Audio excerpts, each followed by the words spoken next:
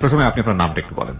আমি ওয়াফি ইসলাম। আচ্ছা, আমি এই কারণে নামটা জিজ্ঞেস করছি, নামটা আসলে আমারই বলে দেওয়া উচিত ছিল, কিন্তু হ্যাবিট 920 একটা বিশেষ নিয়ম আছে। আমাদের এখানে যারা গেস্ট হিসেবে আসেন, তিনি যেই গেস্টই হন না কেন, তাকে ওই ফরম্যাটের মধ্যে দিয়ে যেতে হয়। তিনি নিজ মুখে নিজের নামটা বলেন এবং বেসিক পরিচয়ের জন্য প্রথমত বয়স সম্পর্কে একটু ধারণা দেন, তিনি ঢাকার কোথায় থাকেন, পড়াশোনা কোথায় করছেন, এগুলো একটু বলেন। সুতরাং আপনাকেও সেই নিয়মের মধ্যে দিয়ে যেতে হবে। হ্যাঁ, এবারে যদি একটু আনুমানিক বয়সটা বলতেন। আমার বয়স হচ্ছে 26। 26। প্রিয় শ্রোতা, এই বিষয়গুলো একটু খুব ভালো করে খেয়াল রাখবেন। ওয়াফি ইসলাম 26 বছর বয়স্ক এবং আপনি থাকছেন বর্তমানে কোথায়? আমি আছি লক্ষ্মীবাজারে, লক্ষ্মীবাজার নিজের বাড়িতে। লক্ষ্মীবাজার নিজ বাড়িতে ওয়াফি ইসলাম 26 বছর বয়স্কা একজন নারী, যিনি তার জীবনের গল্প আজকে এখানে বলতে এসেছেন। তো ওয়াফি, শুরু করুন। আপনি নিশ্চয়ই শৈশব থেকে শুরু করবেন। আমার জন্মস্থান হচ্ছে বাড্ডায়। জি। ফ্যামিলি টোটাল এখন ঢাকায় থাকে, কিন্তু আমার অরিজিনাল গ্রামের বাড়ি হচ্ছে বিক্রমপুর।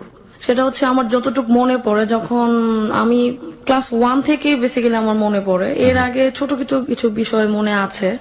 আমার শৈশব পুরোটাই কেটেছে নানু বাড়িতে। আচ্ছা। আমার নানু বাড়ি আর দাদু বাড়ি হচ্ছে একদম পাশাপাশি। ওকে। এই বাড়ি আর ওই বাড়ি। বিষয় আপনার আব্বু কি মানে প্রেম প্রণয় করে বিবাহ নাকি? হ্যাঁ, এটাই। মা হচ্ছে আমার বাবার ফুফাতো বোন। ওকে। আর আমার দাদু হচ্ছে আমার নানা ভাইয়ের আপন বোন। তার মানে তো একটা আত্মীয় সম্পর্ক ছিল। আত্মীয়তার সম্পর্ক। জি। যখন ছোট ছিলাম তখন নানু ভাই খুব বেশি আদর করতো, কারণ আমি হচ্ছি আমার বড় খালার 3 ছেলে, ছোট খালার 3 ছেলে, আর আমার মায়ের ঘরে আমি আর আমার ভাই। সেক্ষেত্রে আমি 7 ভাইয়ের 1 বোন। 7 ভাই চম্পা। 7 ভাই 1 বোন। আমার ভাইটা অনেক পরে, 6 বছর পরে এসেছে। তারপরও দেখা যাচ্ছে যে এই যে বড় যে 6 ভাই আছে, ওদের খুব আদরের বোন আমি। জি। আমার নানা ভাই একটাই নাতিন আমি। আমার পুরো ফ্যামিলি হচ্ছে যৌথ ফ্যামিলি। আমার দাদু বাড়ির যে ফ্যামিলি, সবাই একসাথে থাকে। সবাই একসাথে থাকি আমরা। তো দেখা যাচ্ছে ওখানে আমি সবচেয়ে বড়। নানু বাসায় নানু এত আদর করতো। নানা বাসায় যখন আম গাছ ছিল অনেকগুলা, দেখা যেত যে আম চুরি করে খেতাম। নানা ভাই যখন দেখতো যে খুব বিরক্ত হতো, তখন মনে হতো যে না, একটাই তো নাতি, নই তো করবে। আমার বাবা আমাকে মানে অনেক চেয়েও কাছে পেত না।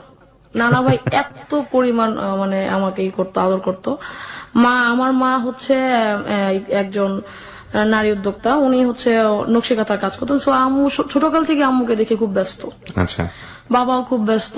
ব্যস্ততার মাঝখানে আম্মু যে সময় পেত আমাকে, আম্মু ওইটুক সময় আমাকে। বাবা কি করতেন? আমার বাবা বিজনেস করতেন। ছোটকাল থেকে বিজনেস, গার্মেন্টস এর ব্যবসায় আছেন, এখনো গার্মেন্টস এর ব্যবসার সাথে আছেন। আচ্ছা। আর ছোটকালে একটা স্মৃতি খুব মনে পড়ে, যে যখন আমি মানে খেলাধুলার সাথী বলতে আমার ভাইয়েরা থাকতো তো যার যার বাসায়। ওরা যখন আসতো সামার ভ্যাকেশনে আসতো বাসায়, তো অপেক্ষায় থাকতাম ভাইয়ারা কখন আসবে। তখন আমি স্কুলে ভর্তি হইনি তখন আমি। তো ভাইয়ারা আসতো, খেলতাম, খুব মজায় কাটতো ওদের সাথে দিনগুলো। যেমন ওরা তো হাড়ি পাতিল খেলতে পারতো না, আমার তো মেয়ে, সে তো আমার হাড়ি পাতিল খেলার কথা, কিন্তু ওইটা আমি খেলেছি খুব কম, হয়তো একা একা। কিন্তু ভাইয়াদের সাথে দেখা যেত মার্বেল, ব্যাডমিন্টন, সাইকেল চালানো, গ্রাম বাংলা যেটাকে বলে গেছো মেয়ে। তো ভাইয়া বলতো যে চল আজকে আম পারবো। তো দেখা যেত সবাই যখন ঘুমিয়ে যেত 11টা 12টার দিকে, আমরা তখন তো ছাদ ছিল না, বাসায় টিন শেডের ঘর ছিল। তো দেখা যেত টিন শেডের উপর আস্তে আস্তে উঠে ওই আম পাড়ার একটা বড় বাঁশের মতো মলাই থাকে, ওটা দিয়ে বাড়ি দিয়ে আম পারতাম। আচ্ছা। এই হিসাবে এই দুষ্টামির ক্ষেত্রে আমি আমার ভাইদের খুব ফেভারিট পার্সন ছিলাম। একবার ছোটকালে হলো খুব প্রচন্ড ব্যথা পেলাম হাঁটুতে খেলতে গিয়ে ভাইয়াদের সাথে। তো ভাইয়াকে জানাইনি ভাইয়াদের ব্যাপারটা। তো ভাইয়ারা চলে গেছে পরে, প্রচন্ড ব্যথা, কি পায়ের হাঁটুর মধ্যে রড ঢুকে গেছে। রড ঢুকে যাওয়ার পরে দেখা গেছে যে ওই জায়গাটা মানে আমি ঢেকে রাখতাম, যে কেউ যাতে না দেখে, হয়তো বকা টকা দিবে। কিন্তু 2 দিন পরে তো দেখা গেছে যে নানা ভাই ব্যাপারটা খেয়াল করলো। খেয়াল করে নানা ভাই মানে বকা দিল না, সে আমাকে পাশে বসালো, স্যাবলন তো ধুয়ে জায়গাটা পরিষ্কার করে দিল। নানা ভাই আমাকে 7 দিন পরিচর্যা করে জায়গাটা একদম পুরোটা ঠিক করে দিছে। ইনফেকশন হয়ে যেতে পারতো। তো শৈশবটা আমার খুবই মজার।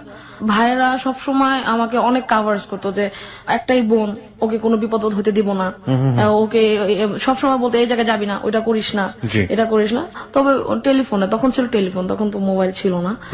তারপর হচ্ছে মামারা বিদেশ থাকতো, তো মামা যখন বাইরে থেকে বাংলাদেশে আসতো, তখন দেখা যেত একটা ছোট ব্রাশ থেকে শুরু করে একটা মেয়ের যা যা লাগে, ছোট একটা মেয়ে মানে 5-6 বছর, সব নিয়ে আসতো। মানে কোনো মানে ও মন খারাপ করবে এরকম কিছু নাই।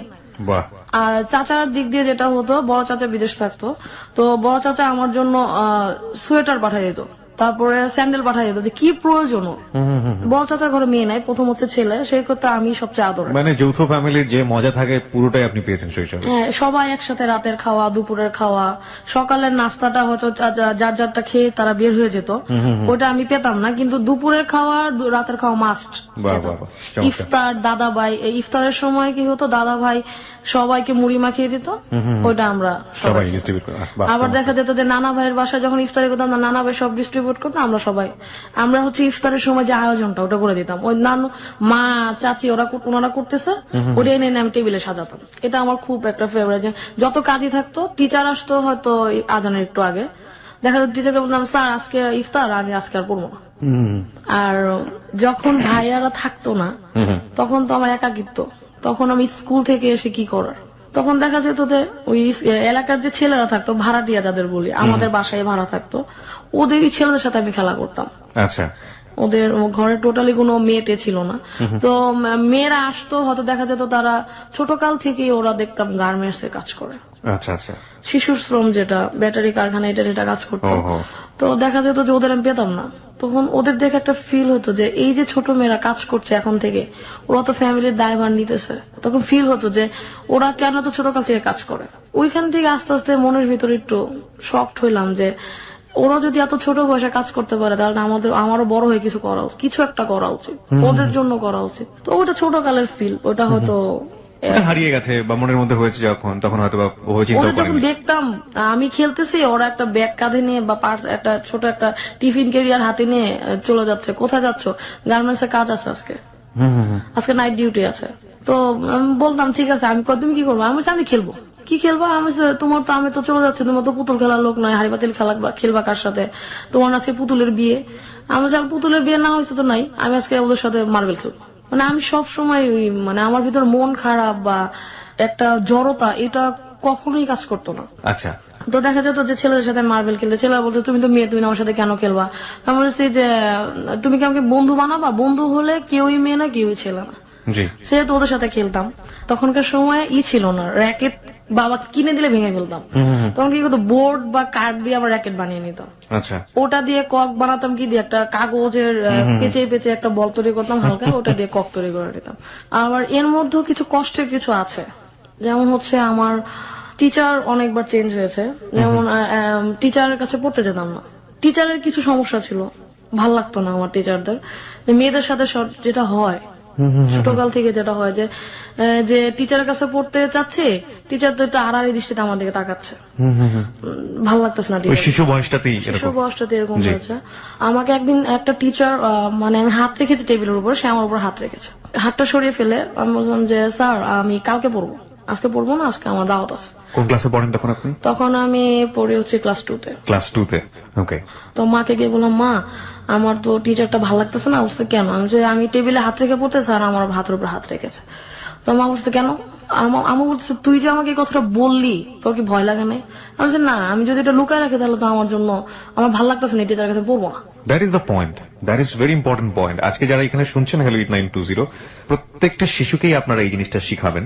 আমরা জানি, আমরা বহুত পরিসংখ্যানে আমরা দেখি, বিশেষ করে আমরা কোনো ছেলে মেয়ে নির্বিশেষে বলতে চাই, শিশু মাত্রই কোনো না কোনো ভাবে এত বেশি ভয়াবহ একটা পরিসংখ্যান আমরা বারবারই হ্যালো 8920 বলেছি যে যৌন নির্যাতনের শিকার। এটা হতে পারে পারিবারিক কোনো সদস্যের দ্বারা, নিকট আত্মীয়দের দ্বারা, এবং এমন কারো দ্বারা আপনি চিন্তাও করতে পারবেন না। সুতরাং শিশুকে এইসব ব্যাপারগুলোতে বলার জন্য তাকে ইন্সপায়ার করুন। একটা কথায় আছে, শিশুকে তার শরীরের সীমানা বোঝান। সুতরাং দিস ইজ ভেরি ইম্পর্টেন্ট। এই ঘটনার পরবর্তীতে কি হলো আপনার? টিচারের সাথে মা সরাসরি কথা বললো যে, আমি বলছি মা টিচারকে ওরকম করে কিছু বলার দরকার নাই, উনি যেহেতু খারাপ, এর শিক্ষাও কোনোদিন পাবে, তো তুমি ওনার কিছু বলো না, তুমি ওনাকে আজকের মতো বিদায় করে দাও। কারণ হচ্ছে আমি যেহেতু এখনো ছোট, রাস্তাঘাটে যদি ধরে আমাকে কিছু বলে আমি কিছু করতে পারবো না, ওরা তুমি বাদ দিয়ে দাও। তো মা বললো যে, আমি বললাম যে মা আপাতত কোনো টিচারের ব্যবস্থা করা দরকার নাই, তুমি দেখো আমি কোনো ভালো টিচার পাইলে বলো, না হলে আমি নিজেই পড়বো, বা আমি স্কুলে যেটা দেয় নোট ওটা দিয়ে পড়বো। তো মা এরকম করতে করতে স্কুলে আরেকটা টিচার, মানে সে আম্মুকে ম্যানেজ করলো যে আমি আপনার মেয়েকে পড়াতে পারবো, ওর তো মেধা খুব ভালো, ওকে পড়াইলে আমি ইনশাল্লাহ ও মানে আগে যেতে পারবে। তো সে আর স্যার আসলো, পড়ালো কিছুদিন, আমার ভালোই লাগলো স্যার টিচারকে, যে না টিচারটা পড়াচ্ছে ভালো, টিচারের প্রতি একটা বিশ্বাস চলে আসছিল যে টিচার তো ভালোই পড়াচ্ছে। একদিন বাসায় কেউ ছিল না, মা কাজে চলে গেছে, নানা ভাই ছিল ঘুমে, ডাইনিং টেবিলে বসে পড়ছে টিচারের কাছে। ওই টিচারও মানে দেখা যায় যে ওই একটা কথা এই সময় এসে বলি, তখন তো মনে হতো না যে নারীর ঔরসে জন্মে নারীকে অপমান। হ্যাঁ, আমি একটা ছোট বাচ্চা তখন সে আমাকে পায়ের উপরে, পায়ের বুড়ো যে আঙ্গুল ওটা দিয়ে আমার পায়ের ভিতরে চাপ দিল। আমি মনে করলাম যে এইভাবে মনে হতো লেগে গেছে, ঠিক আছে ওকে। তারপর সে আমাকে কাঁধে হাত দিল, তখন বললাম যে এটা কি হচ্ছে, এখন আমার তো নিজের প্রোটেকশন চিন্তা করা উচিত, যেহেতু মা বলছে নিজের খেয়াল নিজের রাখতে হবে। সবসময় মা যখন বাড়ি থেকে বেরো তখন বলতো যে নিজের খেয়াল নিজে রাখবো, যখন আমি এখন নাই বাসায়, তখন বললাম যে আমার হাতে তখন কিছু নাই সেভ করার মতো, শুধু একটা পেন্সিল আর পাশে একটা কলম রাখা ছিল। তো স্যার দেখলাম আমার কাঁধের উপর হাত রাখলো, বললো যে আমার কুলে এসে বসো। আমি বলছি, স্যার আপনার কুলে এসে আমি কেন বসবো, আমি তো এই জায়গায় ভালো আছি। এতটা প্রতিবাদ, মানে এত এই যে এখন যেমন কঠিন গলায় প্রতিবাদের কথা বলছে, তখন এই প্রতিবাদটা কঠিন গলায় করতে পারতাম না। তখন বললাম যে স্যার আমি আপনার কুলে এসে বসবো না। তখন সে বললো যে আসো, নাহলে আমি তোমার মাকে নালিশ করবো, তুমি পড়াশোনা পারো না। আচ্ছা, আমার মাকে আপনি হাজার নালিশ করলে আমার বিশ্বাস করবে না, কারণ আমার আপনার সাথে পড়াশোনা করার পর আমার অনেক কাজ, আমার খেলতে হবে, আমি আমার নানা ভাইকে নিয়ে বাইরে যাব, আমার টিয়া পাখিকে খাওয়াবো। বলছে যে ওগুলো পরে হবে, তুমি আমার কোলে এসে বসো, নাহলে তোমার মাইর দিব। তখন আমার হাতে ছিল একটা পেন্সিল, চিন্তা করলাম যে পেন্সিল যদি স্যারের হাতে আঘাত করি তাহলে পেন্সিলের নিপটা ভেঙে যাবে, কলম তো ভাঙবে না। তখন কলমটা আস্তে আস্তে হাতে নিলাম, স্যার আবার আমাকে জোরে জোরে আরম্ভ করলো। তখন আমি কলম দিয়ে স্যারের কাঁধে একটা পুশ করলাম যে আপনি যদি আমাকে এমন করেন আমি কিন্তু আপনাকে মারতে বাধ্য হবো, আর যদি চিল্লাচিল্লি করি আশেপাশের লোকজন তো জড়ো হবেই, পাশাপাশি নানা ভাই উঠে আপনার মারতে আরম্ভ করবে। স্যার বললো যে না তুমি এটা করবা না। আমি অনেক দুষ্ট, তখন দুষ্ট বলতাম না, স্যার আমি অনেক শয়তান স্যার, আপনি আমার চিনেন নাই, করলাম। তখন স্যার বুঝলো যে না এই মেয়ে সব মেয়ের মতো না, যাদের সাথে আমি এরকম আচরণ করি এই মেয়ে ওই মন্ত্রের মতো না। বলছে ওকে তুমি আজকে যা করছো এটা কারোর সাথে বলবা না। আমি আচ্ছা, মানে আচ্ছা বলা পর্যন্ত নিজেকে প্রোটেক্ট করলাম। এখন বাসায় যেহেতু কেউ নেই, চিল্লাফাল্লা করে খুবই রিস্কের হবে। নানা ভাই আছে, তাও 2-3 ঘর পরে চিল্লান দিলে নাও শুনতে পারে। তখন কোনোভাবে স্যারকে বিদায় করলাম, বিদায় করে পরদিন স্কুলে গেলাম। স্কুলে গিয়ে একদম হেড মাস্টারের কাছে গিয়ে বললাম যে এই টিচার যদি বাদ না দেন তাহলে আমরা টোটাল 2 এর যে ছেলে মেয়ে আর আমাদের যে গার্জিয়ান তাদের আমরা আপনার কাছে পাঠাবো। তারপর আমার সামনে স্যারকে ডাকলো, স্যার একদম অস্বীকার, না আমার সাথে এটা করিনি। তখন আমি বললাম যে এখন কাঁদা ছাড়ার কোনো উপায় নেই, যদি কাঁদে তাহলে হেডমাস্টার বুঝবে না উনি আমাকে হ্যারাস করছে। আমি কেঁদে দিলাম, এবং আমার সাথে আমার দুজন বান্ধবী ছিল। তবে বলছে যে হ্যাঁ স্যার ও কখনো মিথ্যা বলে না স্যার, মিথ্যা তো প্রচুর বলে, এখন আমাকে কাভার দিতে হলে এটা বলতে হবে যে স্যার ও কখনো মিথ্যা বলে না, এটা ওর সাথে হয়েছে। তো আমরা ওই যে প্রতিবাদ, ওই যে আমার ফ্রেন্ডের যে একটা সাপোর্ট, ওই সাপোর্টটা আমার ছোটকালের ওই বান্ধবী যদি না থাকতো হয়তো হেডমাস্টারের কাছে আমি মানে জিনিসটা প্রকাশ করতে পারতাম না। মাকে জানাবো মা চুপ হয়ে যাবে, কেন সমাজের ভয়ে, যে সেজন্য মাকে জানাইনি। তো মা একদম সরাসরি হেডমাস্টারের কাছে বলার পর 2 দিন পরে টিচার আর স্কুলে আসে না, লজ্জাতে স্কুলে আসে না। লজ্জাতে স্কুলে মোটামুটি ছিল আমার ফার্স্ট প্রতিবাদ। এরকম আমার আরো হয়েছে অনেকের কাছে, যে দেখা যায় যে মানে একা পেলেই অনেকেই আমার সাথে এমন করতো। আমি ভাবতাম যে আমার সাথেই হয়তো এরকম হয়। ইনফ্যাক্ট প্রতিবাদ করতে হবে। এবং এই যে আমরা দেখি যে পহেলা বৈশাখে যে ঘটনাটা ঘটলো সেটা তো ধিক্কার আমরা আমাদের জায়গা থেকে জানিয়েছি, প্রতি মুহূর্তেই আমরা জানাচ্ছি। আমরা বিশ্বাস করি সমাজে খারাপ মানুষের সংখ্যা অনেক কম, এবং প্রতিবাদের ভাষা যদি যার উপরে অন্যায় হচ্ছে সেখান থেকেই শুরু হয়, শক্তভাবে শুরু হয়, তাহলে অন্যায় থামতে বাধ্য। আমাদের জীবনের গল্প শুরু হয়েছে মাত্র, আজকে আমরা এখানে ওয়াফ ইসলামের জীবনের গল্প প্রচার করছি। এই ওয়াফ ইসলাম আজকে অনেক নারীর কাছে অনুপ্রেরণার হবে, এবং আমি স্পেশালি বলতে পারি আজকের হ্যালো ইট 920 অনেক বড় একটা রিমার্কেবল এপিসোড ফর সবার জন্য। যাই হোক, আমরা বিরতি।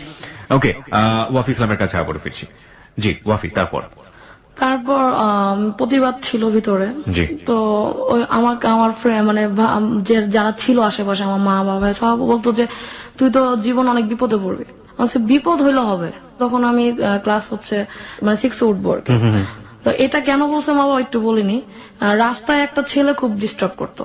আচ্ছা, সে খুবই মানে স্কুলের মেয়ে দেখলেই সে নোংরামি আরম্ভ করতো রাস্তার মধ্যে। তখন ভোর, আমাদের স্কুল ছিল ভোরে, তো রাস্তাঘাট নীরব ছিল, সে নোংরামি করতো রাস্তার মধ্যে। তখন একদিন দেখলাম, পরে অন্য গলি দিয়ে হাঁটা আরম্ভ করলাম। পরে চিন্তা করলাম ফ্রেন্ডরা যে কি করবো না, 3 জন মেয়ে মিলে আমরা স্কুলে একসাথে যেতাম। এখন চিন্তা করলাম যে ওর একটা শাস্তা করা উচিত, এটা বাড়ি পর্যন্ত আনা যাবে না, ও রাস্তায় শেষ করতে হবে। তো আমাদের বাড়ির কাছে বাড়ি হচ্ছিল, ইটের খোয়া ছিল, পাথর ছিল, আর হচ্ছে বাসা ছিল ইঞ্জেকশন বড়, আর ওটার মধ্যে নিলাম মরিচের গুঁড়া মিশা, ওটা হচ্ছে পানি দিয়ে ইট তৈরি করলাম, যাতে যদি মারি ওর চোখে চোখ যাতে জলে। তো কি করলাম, ইটের খোয়া গুলা আর হচ্ছে ইয়াগুলা পাথর গুলা ব্যাগে নিলাম, জিনিসটা হাতে নিলাম এবং ওড়না পড়তাম, ওড়নার নিচে লুকায় নিলাম আর কি, স্কার্পের নিচে। বললাম যে ও যে রাস্তা দ্বারা ওই রাস্তা দিয়ে যাবো আমরা। তো আমার ফ্রেন্ডরা বললো যে ওরাও একটু ভয় পাচ্ছিল। আমি বলছি ভয়ের কিছু নাই, যদি আমরা 3 জন থাকি ও একা, ওরে মায়ের আমরা টাইট বানা ফেলবো। ও যদি মারতে পারবি না, আমি বলছি তুই তো, আমি যদি মারবো তোর আমার সাপোর্ট দিবি, পিছন দিয়ে ভাইগা যাস না, তাইলেই হবে। তোমার গেলাম ওই গলি দিয়ে, ও ঠিক ওই জায়গাটাই দাঁড়ানো, ও জানে যে 3টা মেয়ে দিক দিয়ে আসবে, এবং 3টা মেয়ে যাওয়ার পর আরো অনেকগুলো মেয়ে হয়তো আসে রাস্তা দিয়ে, হয়তো আমি দেখি না। আমি রাস্তা দিয়ে গেলাম, ও তো আমাদের দেখে নোংরামি শ্রেষ্ঠ পর্যায়ে চলে গেল। আমি বললাম যে সবাই তোরা পিছনে রেডি হবি, একজন আমার ইংলিশ সিরিঞ্জটা নেই, আরেকজন হচ্ছে ইটের খোয়া নেয়, আমার হাতে পাথর গুলা দে। তো দিল, আমি এক হাতে হচ্ছে এন্টি কাটার দিয়ে তখন পেন্সিল শার্প করতাম, ছোটবেলা থেকে ছবি টবি আঁকি আমি। এই হাতে এন্টি কাটার, ও যদি আমাকে ধরতে আসে তাহলে এন্টি কাটার ইউজ করবো, নাহলে হচ্ছে আমি পাথর দিয়ে বা ওই যে মরিচের গুঁড়া দিয়ে সাহায্য করে দেবো। ও গেলাম, ও আমার দিকে আগায় আসতেছে, ও পিছনের মেয়েরা বলতেছে আমার ভয় লাগতেছে। আমি যে ভয় পাইস না, আমরা 3 জন, ও একা, খালি মনে রাখ ও একা কিছু করতে পারে, আমরা 3 জন ইচ্ছা করলে অনেক কিছু করতে পারি। আশেপাশে অনেকগুলো বাড়ি আছে, আওয়াজ দিলে লোক নামবে। ওরা আমার 2 হাত ধরে মানে 2 হাত না, বেশি 2 হাতের এখানটা ধরে রেখে উপরটা ধরে রেখেছে বান্ধবীরা। আমি যে ভয় পাইস না, একবার আমি শুরু করবো তারপর ওরা শুরু করবে, সাহস পেয়ে যাবে, আমি জানি। তো হচ্ছে যে আমি ওর কাছাকাছি যাওয়ার পর আমাদের আগে আসতেছে, পাথর গুলা মারা আরম্ভ করলাম, পিছন দিয়ে ইটার খোয়া মারা আরম্ভ করলো। ও তো তখন নোংরামি বাদ দিয়ে নিজেরা বাঁচানোর চিন্তায় আছে, ও চিন্তাই করেনি এরকম হবে যে এই পিচ্ছি মেয়েরা ক্লাস 6 পড়ে, ছোট ছোট মেয়েরা আমার কি করবে। ওরা যখন পাথরের ইট গুলা মারা আরম্ভ করলাম, আমি আমার হচ্ছে ওর মাথা, আমি শরীরে মারলেও আঘাত পাবে না, আমি জানি ও মাথায় মারলেও আঘাত পাবে, এবং ও বাঁচানোর চেষ্টা করবে, সেহেতু কঠিনতর কিছু হবে না, হইলেও কি যায় আসে, ও মইরা গেলেই ভালো, আমার এটা মনে হইলো। আমি যখন মারা আরম্ভ করলাম, পিছনে বান্ধবীরা মারলো, ওরা সাহস পেয়ে গেল। আনফর্চুনেটলি ওই রাস্তা দিয়ে হচ্ছে কতগুলো ছেলে যাচ্ছিল, ছেলে আমাদের স্কুলের, মানে আমাদের একসাথে কম্বাইন্ড স্কুল ছিল। তো ওরা যাচ্ছিল, ওরাও দেখলো এই অবস্থা, ওরা এসে ওই শার্টের কলার ধরলো, শান্তা তুই যাই কি করিস, আমি এই ছিল এরকম করে আমাদের রাস্তা দেখলে, ভালো করছিস, তোরা স্কুলে যা, আমি ওরা দেখতেছি। আমি তুই পরে দেখ আমার সামনে মার, যদি মারতে পারিস তাহলে ভাবলাম যে আমাদের প্রোটেকশন করতো, নাহলে আমি বিশ্বাস করি না। তারপর হচ্ছে ওরা মারলো, মারার পরে আমি ওরে একটা সাহায্য করে পুলিশে দিয়ে দেয়। তারপর পুলিশে দিলে ওরা কদিন পরে বেরোয় আবার নোংরামি করবে, ওরা এই জায়গায় শাস্তি করবো যাতে এই গলিতে কেন এই এরিয়া কখনো না দেখে। ওরা ইচ্ছা মতো ওরা মারলো, মারার পরে হচ্ছে আমি বললাম যে তোরা মারিস না, এবার আমি একটা থাপ্পড় দিই। ও যখন একটা ছোট বাচ্চার একটা থাপ্পড় খাবে, ওর ভিতরে যদি মনুষ্যত্ব থাকে, ও লজ্জা পাবে। তারপর আমি চট করে বললাম, আমি বলছি দেখ তুই ভাবছিস আমরা 3 জন একা, কিন্তু আমরা একা না, আমরা যদি ডাকি সবাই আসবে। এটা বলে ও চলে গেল, বলে যা বাসায়, এই গলিতে তোরা না দেখে। এইসব অ্যাক্টিভিটির জন্য আপনার মা অনেক ভয় পেত আপনাকে নিয়ে? মা ভয় পেত যে আমি একা মেয়ে, কি মানে আমি তো ছোট, ক্ষতি করতে পারে, মা নিয়ে ভয় পেত, সমাজ নিয়ে ভয় পেত, যে সমাজের লোকজন যদি জানে তাহলে তো তোরে খারাপ বলবে। আমি বলছি খারাপ বললে আমার কি যায় আসে, মানে আমার বাড়ির গেট থেকে বের হইলে আমি আর মানে বাড়িতে কি হচ্ছে ওটা চিন্তা করতাম না। তখন চিন্তা করতাম যে আমার রাস্তা দিয়ে আমি যদি নিজে ভালো চলি, আমার যদি নিজের পোশাক আশাক ঠিক থাকে, কেউ আমার টিচ করার সাহস পাবে না। আমি সবসময় নামাজ করতাম, সবসময় ওন্না ইউজ করতাম, তো আর খুব প্রতিবাদী ছিলাম। যেমন আমাকে কেউ অন্যায় ভাবে যদি ফ্যামিলির মধ্যেও কেউ বকা দিত, আমি সরাসরি অ্যান্সার করতাম যে আমাকে কেন বকা দিচ্ছেন, এই কাজটা আমি করি নাই। আচ্ছা। তারপর হচ্ছে যে আমার যখন ক্লাস 8-এ উঠলাম, তখন হচ্ছে যে গার্মেন্টস এর মেয়েদের দেখলাম, যেহেতু ছোট ছোট মেয়েরা, বহুত ছোটকাল থেকে একটা আমি একটু আগে বলেছি, তখন চিন্তা হলো যে আমি ওদের মতো, ওরা তো স্ট্রাগল করে, তো আমি দেখি আমি নিজে কিছু করতে পারি কিনা।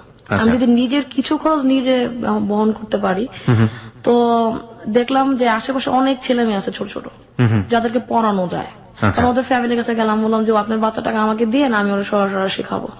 তখন বলতেছে যে তুমি তো এইটা বড়, তুমি তো আরো ভালো স্টুডেন্ট পেতে পারো। তখন এলাকায় অনেক টিচার, যে ওরা অনেক ভালো টিচারই করছে। আমি এত ভালো তো টিচার এখন করতে পারবো না, আর আমার ফ্যামিলি ছিল একটু ধার্মিক, মানে মেয়েদের বাড়ি থেকে তো বের হওয়া যাবে না, তুমি বড় মেয়ে, তোমার বিয়ে হয়ে যাবে, মানে এরকম একটা ইয়ে ছিল। যে বড় যেহেতু আমাকে পুরো অনেকগুলো বিপদে ফেস টু ফেস, ফ্যামিলির যে বাধা ফ্যামিলির সাপোর্ট জি। সবই আমি পেয়েছি। ওকে। তো দেখা যাচ্ছে যে তুমি বাইরে যে পড়ো না, তুমি বাসায় পড়ো। যখন দেখতো যে আমি নিজের রুমে বসে বাচ্চা পড়ছে, তখন আর ফ্যামিলি কিছু বলতো না। তো ওই 50 টাকা 100 টাকা দিয়ে আমার শুরু। এবং যখন আমি 8 ফাইনাল দিই, তখন আমাকে ফার্স্ট দেখতে আসে। দেখতে আসে মানে হচ্ছে আপনার বিয়ের ব্যাপারে? বিয়ের ব্যাপারে দেখতে আসে। তখন খুব মন খারাপ যে আমি এত ছোট, আমার বিয়ে দিয়ে দিবে। তোমার দেখতে আসার কোনো ঘটনা মনে আছে? হ্যাঁ, আমার পুরোপুরি মনে আছে। একটু শুনি। ফার্স্ট যেদিন দেখতে আসলো, আমি স্টুডেন্টের পড়াচ্ছিলাম। তো মা বলছে যে মার সাথে আরো কেউ ছিল, নানু ছিল। আচ্ছা। নানু আর দাদু। তো বলতেছে যে শান্তা একটু রেডি হো। সে রেডি হবো কেন? বলছে তোর দেখতে আসবে। আমি বলছি, কে দেখতে আসবে? বলছে যে একটা প্রস্তাব আসছে, তোমাকে দেখতে আসবে। আমি আমার মার দিকে তাকালাম, দেখলাম মার চোখে ছলছল পানি। মানে মাও চাচ্ছে না, কিন্তু মা তো, আমি যেহেতু যৌথ ফ্যামিলির সবচেয়ে বড় মেয়ে, তার উপর একটা প্রেশার থাকে যে তোমার মেয়ে, জি, সবারই একটা ওপিনিয়ন থাকে। ওপিনিয়ন থাকে। তো মার চোখে, মার যখন চোখে পানি দেখলাম, তখন হচ্ছে আমি আর কিছু বলি নাই। আমার খুব মন খারাপ, মানে এখনো ভাবলে চোখে পানি আসে যে আমি আমার ওই লাইফটা মানে খুবই এত কষ্টে গেছে। মানে কিছু হলে দেখতে আসতো চলো। তো ফার্স্ট যেদিন দেখতে আসলো, আমি শাড়ি পরে গেলাম, সামনে গিয়ে বসলাম, আমার ঘুমটা খুললো, চুল দেখলো। আমি তখন এইটা পরি, মোটামুটি বড়ই। তো চুল দেখলো, আমি ফুপুদের দেখতাম যে এরকম করে দেখতো।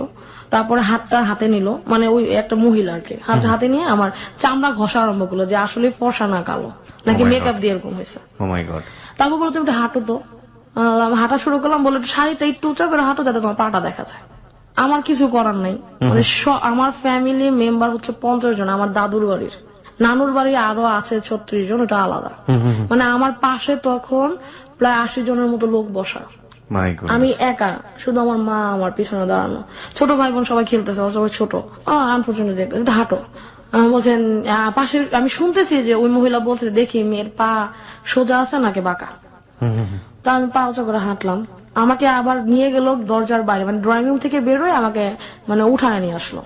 উঠানে এনে আমাকে আবার ভালো করে দেখতেছে, গলা টলা ডোলে টোলে দেখতেছে যে মেয়ে কালো না ফর্সা। হ্যাঁ, তারপর বললো যে তোমার নাম কি? আমি বললাম এটা। বলছে তুমি কোন ক্লাস? 8-এ। এখন ওনারা বলতেছে 8-এর পর আমি বিয়ে করে নেওয়া ভালো, কারণ এটা হচ্ছে একদম ঘরে পিঠায়, মানে একদম ছোট এজের মেয়ে বিয়ে করে নিয়ে গেল, ওরে বড় হবে আমাদের সামনে, কোনো সমস্যা নেই, কোনো প্রেমের কোনো ঝামেলা নেই। তারপরে আবার ভিতরে নিয়ে বসালো, বসায় বললো যে তোমার আঙ্গুলগুলা দেখি। আঙ্গুলগুলা দেখালাম। তা বলতেছে তোমার হাত তো অনেক শক্ত, তুমি কি করো? আমি বলছি আমার হাত শক্ত? আমার হাত মোটেই শক্ত না, মানে তাদের একটা উছিলা ছুতা, মানে এটা দিলে দেখে আমি কি বলি। আমি বলছি যে আমি তো আমি শুধু স্কুলে গিয়ে লিখি, বাসায় এসে লিখি, আর স্টুডেন্টদের পড়াই। লেখালেখি কাজ, লিখতে গিয়ে হয়তো হাত শক্ত হয়ে গেছে। এটা শুনে আমার বড় কাকা আবার থামাই দিল যে না, এটা আবার কেমন কথা বললেন, মেয়ের হাত শক্ত হবে তো এটা বড় মাত্র। তারপরে ওর লোক চলে গেল এবং তারা বলে গেল মেয়ে আমাদের খুব পছন্দ হয়েছে, মানে পারলে তখনই আমার বিয়ে হয়ে যায়। আচ্ছা, মানে ওই দিনই আমার কাবিন হয়ে যায়, বিষয়টা এরকম। তারপর আমি কোনোভাবে মারা চাপালাম, মা ছেলে কি করে? বলছে ছেলে বিক্রমপুরে মুদির দোকান আছে। আমার তো আমি বলছি ছেলে দেখেছিলেন আপনি? হ্যাঁ, ছেলে দেখে দেখছি যে ও বসা একদম অজপাড়া, মানে গ্রামের একটা ছেলে যেরকম হয় সেরকমই বসা। ও কোনো কথা বলেনি। ওই ওর মা বাবা যারা ছিল সাথে ওরাই বলতেছে। এখন আমার মাথায় চিন্তা, আমি তখন বিয়ে করবো না, আমার এটা যে কোনো ভাবে আটকাতে হবে। কি করলাম, বা ঘরে গিয়ে বললাম মা ছেলে না আমার পছন্দ হয়নি। বলছে কেন? আমি মা মাত্র নন মেট্রিক, বিয়ে মেট্রিক পাস করা নাই, একে ফেল টু ছেলের সাথে আমি ক্লাস 8 এর কেমনে বিয়ে দেবো? তুমি এক কাজ করো, ইন্টারমিডিয়েট একটা ছেলে খুঁজো। মানে আপনি বিয়ে বসবেন এটা বলতেছেন না, কিন্তু আপনি ডিফারেন্ট অপশন দিচ্ছেন। ডিফারেন্ট অপশন দিচ্ছেন, দ্যাট ইজ ইন্টেলিজেন্ট। ওকে, বিয়ে বসবো না যদি বলি তাহলে হচ্ছে ফ্যামিলি প্রেশার দেবে, কেন বিয়ে করবে না? ও নিশ্চয়ই ছোটকাল থেকে প্রেম করা আরম্ভ করছে। প্রেম অবভিয়াসলি আমি ক্লাস 6 থেকেই করতেছি।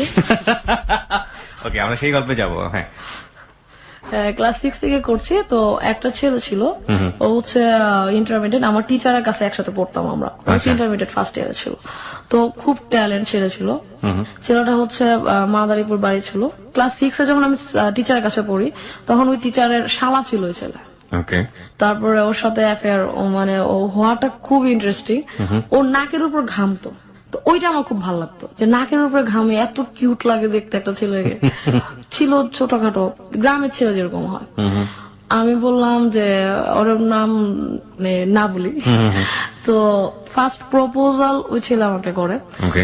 আমরা যখন একসাথে বড় টেবিলে পড়তে বসতাম টিচারের কাছে, টিচার কারেন্ট চলে যেত, তখন ও আমার খাতাটা নিয়ে আমার লিখলো যে তুমি আমাকে নিয়ে কি ভাবছো। আমি তো দুষ্ট, আমি বলছি যে আপনার নিয়ে কি ভাবার কি আছে। তারা বলতেছে যে ভাবার কিছু নাই, মানে তারা আমি বলছি যে আপনাকে নিয়ে ভাবার কিছু নাই, তো আপনার নাকের উপরে যে ঘাম ওইটা আমার খুব কিউট লাগে। তো ওই ছেলে আমাকে বললো যে কিউট লাগে, তাহলে তো তুমি আমাকে ভালোবেসে ফেলছো। ভালোবাসা তো কি আমি জানি না। তখন বলতেছে যে ভালোবাসা লাগবে না, তুমি আমাকে পছন্দ করো না, তুমি এটা বলো। আমি বলছি হ্যাঁ, আমি আপনারও পছন্দ করি, আমার টিচার তারও পছন্দ করে। তারপরে ও বললো যে আসলে ফান করতেছি না, যদি তুমি আমাকে লাভ করো তাহলে আমাকে বলো। আমি যদি আপনাকে ভালোবাসি এটা না বলে আপনি আরেকটা মেয়েকে ভালোবাসবেন। তখন আস্তে আস্তে মানে লেখি সব কথা বলতে পারতাম না টিচার সামনে। টিচার দেখতো যে আমি লিখতেছি, টিচার দেখতো আবার অপর পেজে গিয়ে আবার ঠাস করে লিখে ওই ছেলেকে দিয়ে পাশেই বসতো, ও ইন্টারমিডিয়েট পড়তো। তারপর হচ্ছে যে বললো যে কালকে তো দুলাভাই থাকবে না, যেহেতু শালা, ও যে কালকে দুলাভাই বাসা থাকবে না, আমার কাছে তোমাদেরকে পড়তে বলবে। তাহলে তো খুব ভালো একটা সুযোগ পাওয়া যাবে, তাই না? আমি এমনি বলতেছি, আমি দুষ্টামি করতে বলতেছি যে দুষ্টামি করো না, কালকে আসো। তো পরের দিন আমি যাইনি, ইচ্ছা করেই যাইনি। কারণ আমার যেহেতু ছোটবেলায় কিছু ঘটনা আমি বলেছি, আমি চাই না আমি হেরাজ হতে, যদি ভালোবাসি সত্যিকার অর্থে ভালোবাসবো, হেরাজ হতে পারবো না।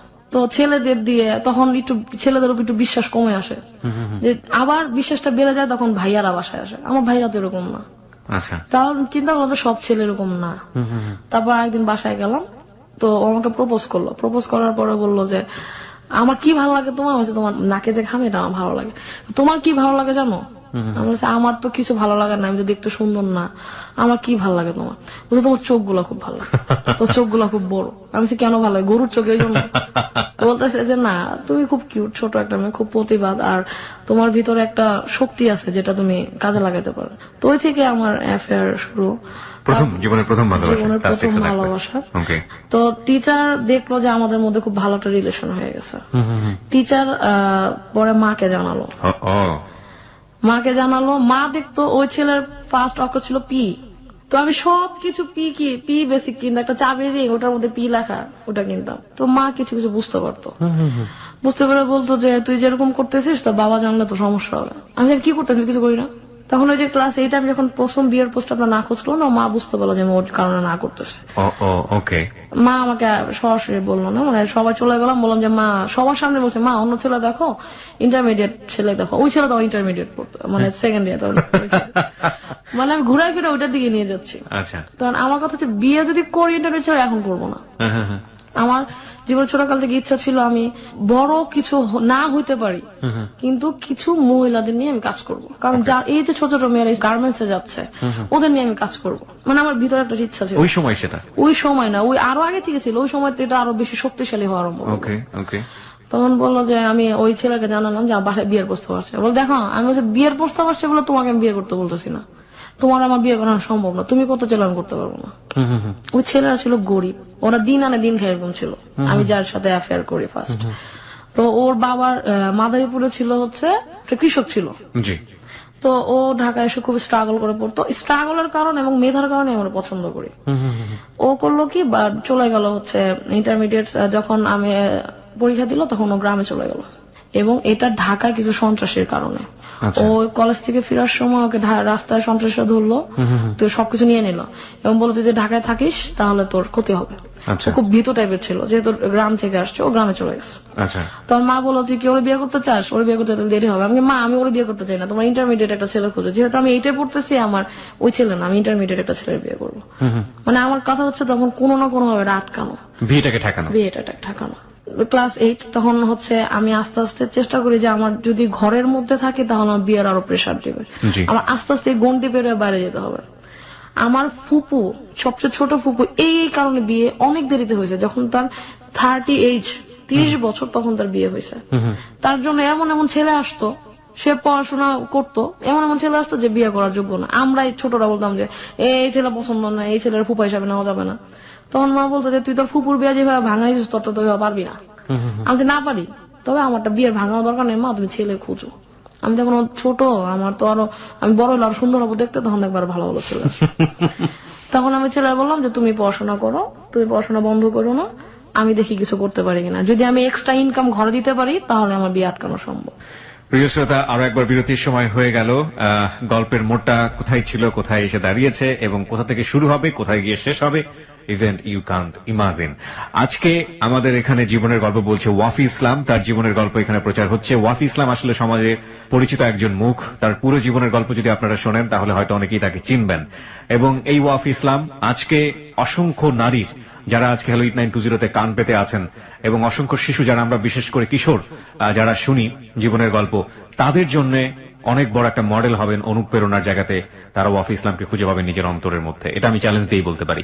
আমরা ফিরে আসতে চাই ভাঙা যায় সেই চিন্তা ভাবনায়, এবং সেটা কাজ করছিল না। তো আপনি আপনার যিনি সেই সময়ের মনের মানুষ তাকে বললেন যে আলটিমেটলি তুমি তোমার মতো পড়াশোনা করো, আমি বাইরে থেকে কিছু ইনকাম করে ফ্যামিলিতে কন্ট্রিবিউট করতে পারি কিনা।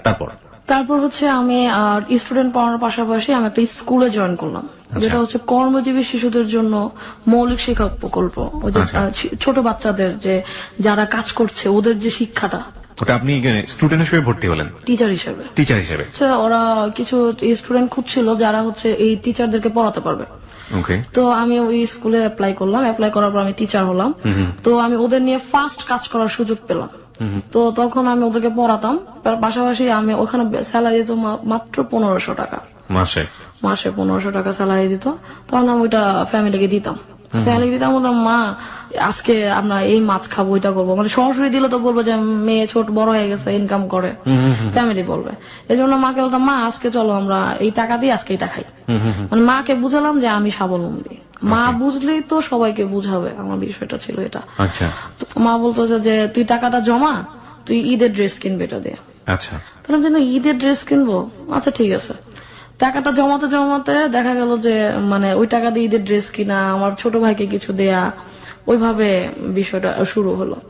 আমার ছোট ভাইকে আমি ভীষণ ভালোবাসি, ওকে, ওর নাম হচ্ছে সীমান্ত। ও আমাকে প্রচন্ড সাপোর্ট করে সব ব্যাপারে। আমি বলবো আস্তে আস্তে ওর বিষয়টা বলবো। দেখা গেল যে আমি তখন মাকে দেখতাম যে নকশিকাঁথার কাজ করতো। তখন মাকে বললাম যে মা আমি কাজ শিখতে চাই। না তুমি কি কাজ শিখবা, আমার জীবন গেছে কাজ করতে করতে, তোরটাও যাবে। আমি বলতেছি যে না মা আমি কাজ করবো। তখন মা আমাকে খুব মার দিল যে না কাজ শেখা যাবে না। তো দেখা গেল যে আমি আগ্রহ নিয়ে বসছি এবং কাজটা আমি 3 দিনে শিখেছি। আপনার মার কাছ থেকে কাজ নিয়ে? মার কাছ থেকে কাজ নিয়ে। মা খুব যে 3 দিনে কাজ শিখে ফেললি, তখন মা বুঝে না ওই কাজটা কি ধরনের কাজ ছিল এটা? ওটা ছিল কাঠচুপির কাজ, হাতের কাজ। আচ্ছা, কাঠচুপির কাজ। হ্যাঁ। তারপর হচ্ছে যে মা আমি তোমার কাছ থেকে কাজটা শিখেছি, এখন তুমি আমাকে কাজ দাও। তো আমার মা বলছে যে তুই কিভাবে কাজ নিবি? আমি বলছি তুমি কেন ওয়ার্কার যেভাবে টাকা দাও আমি কাজ করবো, আমাকে ওই হিসাবে টাকা দিবা, পারলে একটু বাড়াই দিও। না তোমাকে কেন বাড়াই দিব, তুমি তো আমার মেয়ে হয়েছে, কি হয়েছে, ওয়ার্কারদের যা দিব তোমাকেও তাই দিব।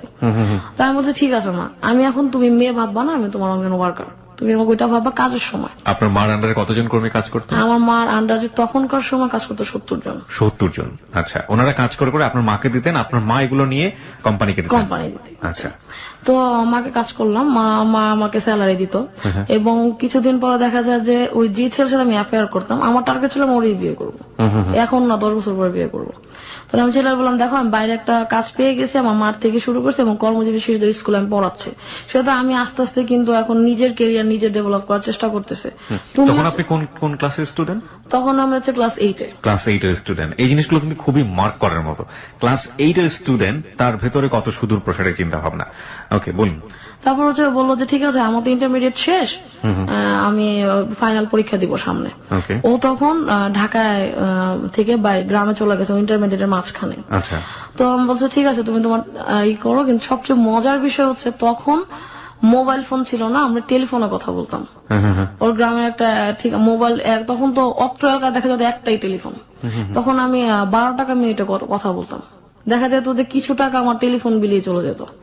চিঠি দিতাম যে টেলিফোনে এত টাকা খরচ না করে চিঠি পাঠাই দিই। মানে খুবই মজার প্রেম করছি আমি চিঠি তৈরি। তখন দেখা যেত যে পাশাপাশি যখন কাজটা নেই তখন ও বলতেছে ঠিক আছে আমিও দেখি কিছু করতে পারি কিনা। আলটিমেটলি ছেলের পড়ালেখাটা বন্ধ হয়ে গেল, নিজেই করে দিল। কেন? ফ্যামিলি ওর পড়ালেখা টানতে পারতেছে না, এফোর্ড করতে পারছে না। ও কিছু করার চেষ্টা করতেছে, পারতেছে না, গ্রামে তো কিছু করা সম্ভব না। তাই আমি বললাম তুমি টিচারই করো। তো আমার কথা শুনে একটা কোচিং সেন্টার জয়েন করলো। জয়েন করার পরে ওর সাথে আমার প্রায় 4 বছর কোনো যোগাযোগ হয় নাই। জয়েন করার পরে? হ্যাঁ। তখন আমি ক্লাস 8 এর থেকে যখন আমি ইন্টারমিডিয়েট ফার্স্ট ইয়ার, তখন ওর সাথে আমার আবার যোগাযোগ হলো। এই 4 বছর যোগাযোগ হলো না কেন? কোনো কারণ ছিল? কারণ ছিল হচ্ছে ও পড়াশোনা বন্ধ করে দিয়েছে, এই লজ্জায় ও আমার সাথে যোগাযোগ করতো না। ওহো। তখন আমি ইন্টারমিডিয়েট ফার্স্ট ইয়ার, আমি ওকে খুঁজে বের করলাম যে ও কই। 4 বছর তো ইম্পসিবল একটা লোকের সাথে টিকে থাকা। আমি শুধু ওর কথাটা শেষ করে আমি একটা কথা বলবো। তারপর হচ্ছে যে ওরকে আমি খুঁজে বের করলাম ওর ফ্রেন্ডের মাধ্যমে। ওর ফ্রেন্ড থাকতো ফকিরাপুর। অনেকদিন আগে আমাকে বলছে, যখন এইটাই পড়ি তখন বলছে যে আমার একটা ফ্রেন্ড থাকে ফকিরাপুর এমন এমন জায়গায়। ফকিরাপুর কোথায় বলছে এটা আমার মনে নেই, শুধু মনে আছে ফকিরাপুর বলছে। আমি আমার স্কুলের ফ্রেন্ডকে নিয়ে আমি ফকিরাপুর চলে গেছি। পুরো এলাকায় ফকিরাপুর ঘুরে ওই ছেলেটাকে আমি খুঁজে বের করছি। পুরো ফকিরাপুর তো অল্প জায়গা না, অনেক বিশাল বড় জায়গা। তো খুঁজে বের করলাম। ওই ছেলে বললো যে শান্ত তুমি আমাকে কিভাবে খুঁজে বের করলা? তা আমি বললাম যে ভালোবাসা যখন টান দেয় তখন হচ্ছে যে গভীর জল থেকেও মাছ তুলে নিয়ে আসা যায়। পারভেজ তো এখন মাছ হয়ে গেছে, ওরে ও কই? তখন বলছে ও তো ওই যে পড়ালেখা বন্ধ করেছে, এখন পড়ালেখা স্টার্টই করে নাই। আর ওর ফ্রেন্ড তখন মেডিকেলে ফাইনাল ইয়ার আছে। আমি তখন ইন্টারমিডিয়েট ফার্স্ট ইয়ার। তার মানে ও যদি এখনো পড়ালেখা শুরু করে তার মানে ইন্টারমিডিয়েট সেকেন্ড ইয়ারও থাকবে। তখন আমি বললাম যে ঠিক আছে, আপনি ওরা খুঁজে বের করেন, আমার কাছে আসতে বলেন। তারপর আমি ফোন দিলাম। ফোন দেওয়ার পর আমার কাছে আসলো, বললো যে দেখো এই অবস্থা, আমি তোমার না, আমাকে তুমি ভুলে যাও। আমি তো ভুলে যাও তত সহজ না, তাহলে 4 বছর আগে কেন বললাম না? 4 বছর পর সেখানে ভুলার কথাটা বলতেছো। তারপরে ওই ছেলে বললো যে আমার তোমার সাথে রিলেশন রাখা সম্ভব না, আমি যদি লাইফে কিছু করতে পারি তাহলে তোমার কাছে ফেরত আসবো। আমি বলছি সেটা কবে? তুমি ফেরত আসতে আসতে তো আমিও নাও থাকতে পারি, আমি তো ফ্যামিলির বড় মেয়ে। তখন বলতেছে যে না, আমি যদি ফেরত আসতে পারি তাহলে পরে আসবো। আমি বলছি ঠিক আছে, আমি অপেক্ষা করছি। 4 বছর অপেক্ষা করছি, আমি তোমাদের 12 বছর অপেক্ষা করতে পারবো, দেখি তুমি কি রেজাল্ট দাও। তারপর হচ্ছে যে এই যে স্কুলে পড়াতাম, পড়াশোনার পাশাপাশি ওই ছেলেটা আমার খুব পেইন দিত। পেইন দেওয়ার পরে আমি আবার ক্লাস 9 এর দিকে ফিরে যাই। এটা হচ্ছে ইন্টারমিডিয়েট ফার্স্ট ইয়ারের কথা। 9 এর দিকে ফিরে যাবো এই কারণে যে তখন থেকে আমার সংগ্রাম শুরু হয়ে গেছে জীবনের। কিভাবে আমি ইন্টারমিডিয়েট পর্যন্ত আসলাম 9 থেকে। ওই যে মা কিছু স্টুডেন্ট দিল যে তুমি যে কারচুপির কাজটা শিখেছো, তুমি তখন ওই ছেলের সাথে আমার কোনো যোগাযোগ নাই। তখন আমার মনের ভিতরে খুব অশান্তি যে আমি যদি কোনো কাজ নিয়ে ব্যস্ত থাকি তাহলে আমি ছেলেটার ভুলে থাকবো। তো আমি মাকে বললাম যে ঠিক আছে মা, আমাকে তুমি স্টুডেন্ট দাও, আমি ওদের কাজ শিখাবো। স্টুডেন্ট বলতে অনেক বড় বড় মহিলা, মানে আমার কাছে তো স্টুডেন্ট। তো মা বলতেছে যে তুমি কেন তো কাজ করতে চাইতেছো, তোমার তো বিয়ে দিয়ে দেবো। আমি দাও না, ছেলে খুঁজো, সমস্যা কি? তখনও আমি ছেলেরা ভুলি নেই, 4 বছরের মাঝখানে আমি বলছি যে বিয়ে দাও, ব্যবস্থা করো। যেহেতু আমার সাথে কোনো যোগাযোগ রাখতেছে না, আমার তোর খুঁজে বের করতে, আমার ভিতরে তোর ফিলটা আছে। তখন আমি বললাম যে মা ওকে, তুমি আমাকে কাজ দাও। তো মা আমাকে কিছু ওয়ার্কারের কাছে পাঠালো। আমি ওদেরকে 6000 টাকা করে কাজ শিখালাম, কারচুপির কাজ, জনপ্রতি 6000 টাকা। আচ্ছা, কারচুপির কি ধরনের কাজ এটা? শাড়ির উপরে বড় ফ্রেমে বড় কাপড়ের উপর কাজ করা হয়, কিন্তু এটা শাড়ির কাজ ছিল না, ছিল হচ্ছে গ্রিটিং স্কার্ট, যেটা হচ্ছে গিফট কার্ড। বাইরে যে প্রোডাক্ট আছে, মানে জার্মানি, ইজিপ্ট, বাইরের কান্ট্রি তার খুব চাহিদা। ছোট ছোট গ্রিটিংস কার্ড, যেটা হচ্ছে মানে ওরা খুব ইউজ করে, খ্রিস্টানরা বিভিন্ন অকেশনে ওরা দেয় গ্রিটিংস কার্ড। হ্যাঁ, বুঝতে পেরেছি। তারপরে ওই মহিলাদের কাজ শেখানোর পরে মহিলারা বললো আমরা যে কাজটা শিখবো, আমরা এটা কোথায় কাজ করাবো, আমাদের তো উপায় নেই, ঘর থেকে বেরোতে পারবো না, তুমি তোমার মাকে দিয়ে দেখো না আমাদের কাজগুলো সেল করাতে পারো কিনা। মানে ওরা কাজের প্রোডাক্ট গুলো কোথায় সেল করবে? হ্যাঁ, তখন আমার বললাম যে আন্টি চিন্তা করেন না, আপনার কাজ করেন, আমি কাজটা শিখেন ভালো করে। কেউ 3 দিনে, কেউ শিখলো, কেউ 7 দিনে শিখলো। তো ওরা বললো যে কাজটা আমরা করতে থাকি, তুমি দেখো এটা কোথাও দিতে পারো কিনা।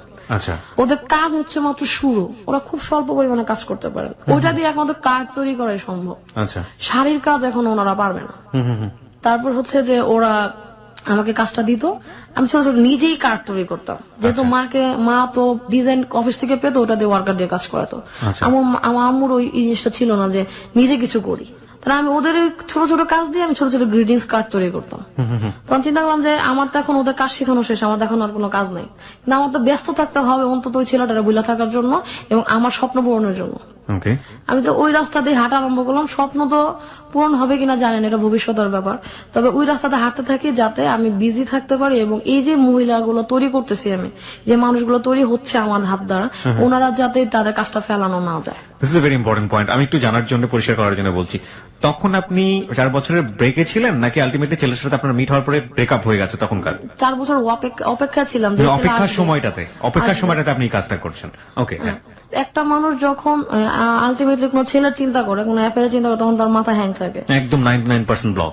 আমি চাচ্ছিলাম যে আমি ব্লক হয়ে যাই, তাহলে তো আমার কেরিয়ার শেষ। আমার তো কেরিয়ারও ভাবতে হবে, ওই ছেলেকে নিয়ে ভাবতে হবে, আমার ফ্যামিলি নিয়েও ভাবতে হবে, প্লাস বিয়েটাও আটকাতে হবে। বিয়ে তো আটকাতে হবে। কারণ বিয়ে না আটকালে ছেলে বিয়ে করুক আমাকে না করুক, কিন্তু আমার তো আমার স্বপ্ন আছে একটা। প্রত্যেকটা মেয়ে যেমন যেহেতু ছোটকাল থেকে একটা স্বপ্ন দেখে, ওটা তো আমার ফিল করতে হবে। তখন আমি টুকটাক ছবি আঁকতাম, একটা আর্টিস্ট স্কুলে গিয়ে টুকটাক ছবি টবি আঁকতাম আর কি। জি। তো ওই যে মেয়েদের কাজগুলো নিয়ে আমি কার্ড তৈরি করলাম। কার্ড তৈরি করার পর বললাম যে কার্ড তৈরি করতেছি কেন, আমি এক কাজ করি, আজিজ সুপার মার্কেট একটা নাম আছে, আমি জানি নামে একটা মার্কেট আছে, ওখানে একটু যাই, ওখানে অনেক ক্রিয়েটিভ আইটেম আছে। তো আমি ওখানে গেলাম, গিয়ে আমি বললাম যে ভাই আমার কিছু প্রোডাক্ট নিবেন। বলছে আপনি প্রোডাক্ট নিলে আপনাকে টাকা দেওয়া হবে না, আপনি প্রোডাক্ট দিয়ে যাবেন। ক্লাস 9-এ পড়েন তখন? তখন আমি ক্লাস 9-এ পড়ি। ওকে। তখন আমি ওদের প্রোডাক্ট দিলাম, ওরা প্রোডাক্ট রাখতো, দেখা যেত 6 মাস পর পর আমাকে টাকা দেয়, তারপরও তো টাকা দিচ্ছে। দোকানের নামটা কি ছিল মনে আছে? লিপস। লিপস। কি ধরনের জিনিসপত্র বিক্রি হতো? ওই দোকানে ড্রেস বিক্রি হতো, পাশাপাশি হচ্ছে ক্রাফট আইটেম সেল হতো আর কি। আচ্ছা। তো আমি প্রথমে শুরু করি কার্ড দিয়ে। আচ্ছা, এই কার্ডের কোনো বিশেষত্ব ছিল যে এই দিবসের জন্য বা ওই দিবসের জন্য? এটা দিবসটা তখন ভ্যালেন্টাইন ডে সামনে, তখন ভ্যালেন্টাইন ডে ছিল। এগুলো খুব ভালো করে মার্ক করবেন প্রিয় শ্রোতা। হ্যাঁ বলুন। তারপর ভ্যালেন্টাইন ডে ছিল, তো ভ্যালেন্টাইন ডে তো গিফট কার্ড লাগে, এটা ঢাকায়ও চলে, বাংলাদেশে। কত টাকার প্রোডাক্ট এখানে ছিল? এখানে ছিল 1200 টাকার প্রোডাক্ট। টোটাল 1200 টাকার প্রোডাক্ট? হ্যাঁ, ওটা হচ্ছে আমার ফার্স্ট পুঁজি। 1200 টাকা আপনার ফার্স্ট পুঁজি ছিল? হ্যাঁ। আর ওই যে মেয়েদের দিয়ে কাজ করাতাম, ওরা তো শিখে কাজটা করে দিচ্ছে, ওরা আমাকে থেকে টাকা নিচ্ছে না। ওরা বলতেছে তুমি যদি সেল করতে পারো, আমাদের এই কাজটা কোনোভাবে মোটিভেট করে সেল করো, তাহলে তুমি পরে টাকা দিও। আমাদের একটা আয়ের উৎস পেলাম।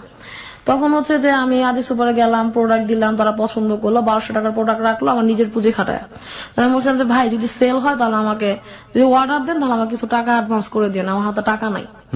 আমি যে স্টুডেন্ট পড়াই আর যে স্কুল করি, ওইটা দিয়ে আমার রাস্তা ভাড়া বাদ দিয়ে আমার আপনার কাছে আসতে হবে, প্রোডাক্ট গুলো দিতে হবে।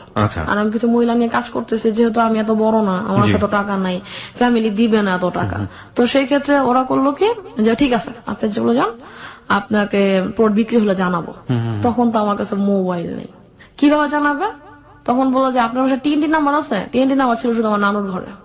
টিএনটি নাম্বার ফোন দিব?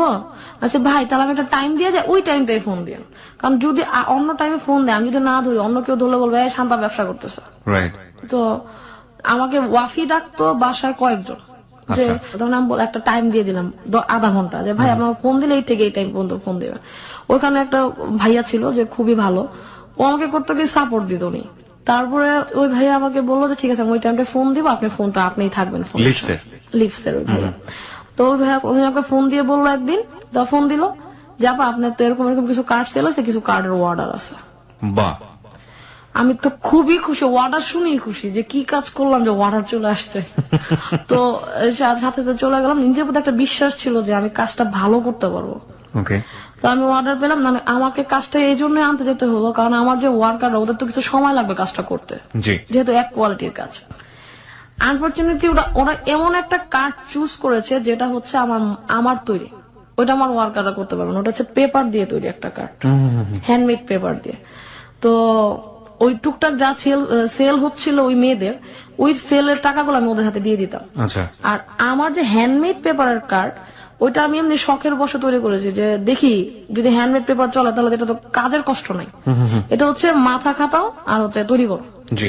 মাকে বললাম মা আমি তো একটা অর্ডার পেয়েছি, তুই কবে দিলি প্রোডাক্ট? আচ্ছা মা কবে দিয়েছিল জানার দরকার নাই, চলো আমরা একটা তৈরি করি। 4000 পিসের কার্ডের অর্ডার দিতে হবে 7 দিনে। 4000 পিস? তখন আমার মায়ের ওয়ার্কার এই কাজ জানে না, আম্মু জানে, টুকটাক আমি করি। তখন আম্মু বললো যে এটা তো তোমার সময় দিতে হবে। তখন আমি বললাম যে হ্যাঁ আমি সময় দিব। 4000 পিসের কার্ডের অর্ডার, পার পিস কার্ড ছিল 22 টাকা করে। ঠিক আছে, 22 টাকা থেকে আমার 4 টাকা আমার ওই লোককে দিত, তো সুজন ভাইকে। আর যে 18 টাকা ওইটা থাকতো আমার গাইডে, ওইখান থেকে আবার ওই যে কাগজ কিনতে হবে, ম্যাটেরিয়ালস গুলা কিনতে হবে, তারপরে ওয়ার্কার যারা আছে তাদের দিতে হবে। কাজের ওয়ার্কার ছিল না, কারণ ওরা এই কাজটা বুঝতো না। তার মানে আপনি আর আপনার মা? আমি আর আমার মা। My goodness. ওকে। কার্ড কেটে আনছি, কাগজ ফকিরাপুর ঘুরে ঘুরে, অনেক জায়গা ঘুরে ঘুরে, ভাই একটু কেটে দেন না, আমাদের এত কম কাজ আমরা করি না। 4000 পিস আমার কাছে অনেক, কিন্তু ওদের কাছে 4000 পিস কোনো বিষয় না, আমরা এত কম কাজ করি না। যে ভাই প্লিজ আমার একটু কাজটা করে দেন, আমি তো স্কুলে পড়ি, আমার যে কাজটা করে দেন খুব উপকার হয়। তখন অনেক ধরে ধরে অনেক রিকোয়েস্ট করে কাজটা করে এনে দিলাম। তারপর ওইখানে একটা বাইন্ডার ছিল যে হচ্ছে মানে কাটিং ঘরে কাজ করতো, শহীদ, উনি আমাকে খুব হেল্প করলো। তারপর করে দিলাম, ওই আমি বাসায় না জানিয়ে বাইরে চলে যেতাম। ফকিরাপুর যদি কখনো বাসায় জানে, বাসায় যে ফকিরাপুর গেছি, তাহলে খবর আছে। এখান থেকে এখানে গেলে বলতে হয় স্কুলে যাই, কোচিং এ যাই, এটা বলে বলে দূরে দূরে চলে যেতাম। গিয়ে আপনি এই কাজগুলো করতেন? হ্যাঁ। তো দেখা যেত যে তারপরে কেটে আনলাম, মাকে দিলাম, মা বললো যে তুমি কার্ড ভাঁজ করো, আমি কাজ করতেছি। তখন মা রাতে বসতো, সব কাজ শেষ করে, ওয়ার্কারের কাজ, ঘরের কাজ, সংসার কাজ, মাকে দেখে শেখা, যেটা আমাদের যত্ন, ওয়ার্কার, নিজের সংসার, রান্না বান্না সব কাজ শেষ করে মা রাতে 12টার দিকে আমার কাজ করতে বসতো, ভোর পর্যন্ত কাজ করতো। আমি 2টা পর্যন্ত কাজ করে দেখতাম আমি ঝুমতেছি, ঘুমায় যাবো। মা বলতো তুই গিয়ে ঘুমা, আমি কাজটা করতেছি। এরকম করতে করতে যখন 4 রাত পরে আমার মা বললো যে কালকে শিপমেন্ট, তো মা বলছে তুই যে ঘুমা, আমি কাজ করতেছি। প্রতিদিনকার মতো আজকেও কথা। আমি গিয়ে ঘুমাইলাম, মানে ঘুমাইলাম বেসিক্যালি আমার বড় 2 ঘন্টা ঘুমা। 2টা থেকে ঘুমাই ঠিকই, সকাল 9টায় উঠছি, কিন্তু আমার মা কিন্তু তখনও ঘুমায় নাই, কখনো কাজ করেই যাচ্ছে। আর করেই যাচ্ছে। আমাকে ডাক দেয় না, কারণ ওই যে আমার ডেলিভারি, আমি আগের দিন সারাদিন পরিশ্রম করছি, কার্ডটা নিয়ে দৌড়াদৌড়ি করছি, কাজ করেছি এবং ওয়ার্কারদের কাজ শিখেতে গেছি। তো মা বলো যত সারাদিন খাটাখাটি করছে ওরা না ডাক দিয়ে, ঘুমাইলে সকালবেলা হয়তো কাজটার সাপোর্ট দ্বিগুণ পাবো। তখন মা আমাকে কাজটা করে দিল। আমি সকাল উঠে দেখি আমার আম্মুর আঙ্গুল ফুলে গেছে কেচি দিয়ে কাটতে কাটতে। তো মানে আম্মুর এই যে সাপোর্ট, এটা খুবই বিশাল পাওনা আমার কাছে। আম্মু দেখলাম যে আম্মু করতেছে, করতে করতে বললো যে তুমি এখন এটা পেস্টিং না, আমি একটু গিয়ে ঘুমাই, কারণ আমার একটু কাজ করতে হবে। তাহলে আমার চিন্তা হচ্ছে আমি ডেলিভারি দিব বিকাল 5টায়, এর আগে পর্যন্ত আমার মা ঘুমাক, আমি এবার করি। তো মা দেখলাম অনেক কাজ জমা ফেলছে, প্রায় কাজ শেষ, আম্মুর কাজ শেষ হয়ে আম্মু শুয়ে পড়ছে। তো মাকে ঘুমায় আমি কাজ টাজ করলাম, ডেলিভারি সব রেডি করলাম এবং 4টার মধ্যে আমি আমার কাজ শেষ করলাম। করে আমি প্রোডাক্ট নিয়ে চলে গেলাম। আম্মু বলতেছে যে টাকা কি আজকেই দিবে? আমি বলছি মা খাটাইছি তো অনেক টাকা, দেখি আজকে দেয় কিনা। তবে উনি ওদিন টাকা দেয়নি, কারণ ওই পেমেন্টটা উনি দিন পায়নি। আচ্ছা। তারপরের দিন বললো পেমেন্টটা নিয়ে যেন এসে, অনেক কষ্টের টাকা, 3 ঘন্টা বসেছিলাম টাকার জন্য, তাও ওই লোক আসেনি, প্রোডাক্ট নিয়ে গেছে, বলছে টাকা কালকে দিব। বায়ারের উপরে কিছু বলার নাই। তো উনি আসলো, পরে টাকা দিল পরের দিন সকালে। পরের দিন আমি আবার ভোরে, মানে সকাল 10টায় মার্কেট খুলে, আমি 9:30 মার্কেটের সামনে দাঁড়ায় আছি। মার্কেট কেচিগেট বন্ধ, এখনো কোনো দোকানপাট খুলে নাই। আমার তো টাকাটা খুব বেশি দরকার, কারণ এটার প্রতি আমার মার যে কষ্ট, ওনাকে কিছু দিতে হবে। আমি এক জায়গা থেকে একজন থেকে টাকাটা নিয়ে কাজটা করছি, ওনাকে কিছু টাকা ফেরত দিতে হবে। আলটিমেটলি আমার হাতে কিছু নাই। আমি কষ্ট করছি আমার মায়ের জন্য, আমি কষ্ট করছি আমার ক্যারিয়ারের জন্য, আমার হাতে কিছু রাখা দরকার নেই, কিন্তু কিছু একটা পুঁজি লাগবে যাতে পরবর্তীতে আমি আবার কাজ করতে পারি। তো ওই কিছু পরিমাণ টাকা আমি রেখে বাকি টাকা ওয়ার্কার আর মাকে দিয়ে দিলাম।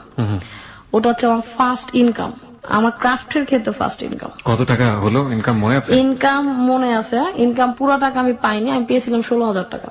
16,000 টাকা পেয়েছিলেন? 1200 থেকে 16,000। ওকে। তো 1200 থেকে 16,000 আমি পুঁজি রাখলাম 2,000। আমি জানি যদি এরপর অর্ডার পাই 2,000 টাকা দিয়ে কাজ শুরু করবো, বাকি টাকা অ্যাডভান্স নিয়ে আমি কাজ করবো। আচ্ছা। কারণ আমি তো কাজটা করতে পারছি, ওটা আমার নিজের প্রতি নিজের চ্যালেঞ্জ, আমি যে কাজ করতে পারি কিনা। প্রথম ওটা চ্যালেঞ্জ, আমি বললাম এরকম চ্যালেঞ্জ আমি হাজারো গ্রহণ করতে পারবো যদি আমি কাজটা করতে পারি। তারপর যে তখন আস্তে আস্তে মেট্রিক পরীক্ষা দিলাম, ওই কাজের পাশাপাশি কাজ করতেছি, স্টুডেন্ট পড়াচ্ছি, ওই কর্মজীবী শিশুদের স্কুলে পড়াচ্ছি, বাসায় যাচ্ছি, মার সাথে কাজে হেল্প করছি, সব একদম ছোটকাল থেকে সব প্রেশার মাথায় নিয়ে ঘুরি আমি। তো মাকে হেল্প করতাম, মার সাথে রান্না করতাম, স্কুলে যেতাম, মা আমাকে প্রচুর হেল্প করতো, যেহেতু মাকে আমার সাপোর্ট দেওয়া লাগবে। আমার মা আমার মানে গুরু। বাবা প্রথমে সাপোর্ট দিত না, যেহেতু ফ্যামিলির প্রেশার বাবার উপরে ছিল। তারপর বাবা মনে মনে সাপোর্ট দিত, যেটা আমি বুঝতে পারতাম। বাবা আমার ফ্যামিলি দিকে চিন্তা করে বলতো যে থাক, করা দরকার নেই। আমি জানতাম বাবাটা মন থেকে বলতো না। তারপর বাবা কিন্তু আমাকে হেল্প করতো। বাবার ভয়ে আমি রাতে টেবিল ল্যাম্প জ্বালায় কাজ করলো, বাবা কিন্তু বুঝতে পারতো যে ওই ঘরে টেবিল ল্যাম্প জ্বালানো আছে, ও কাজ করতেছে। বাবা বুঝতো, কিন্তু বাবা সরাসরি সাপোর্টটা দিত না। দিলে তো ফ্যামিলির বাইরে যে তুমি তোমার মেয়েকে লাই দিতেছো, এটা বলতো। তো আমার ফ্যামিলি অনেক ভালো, কিন্তু আমি যেটা ভয় পেতাম এটা ভয়।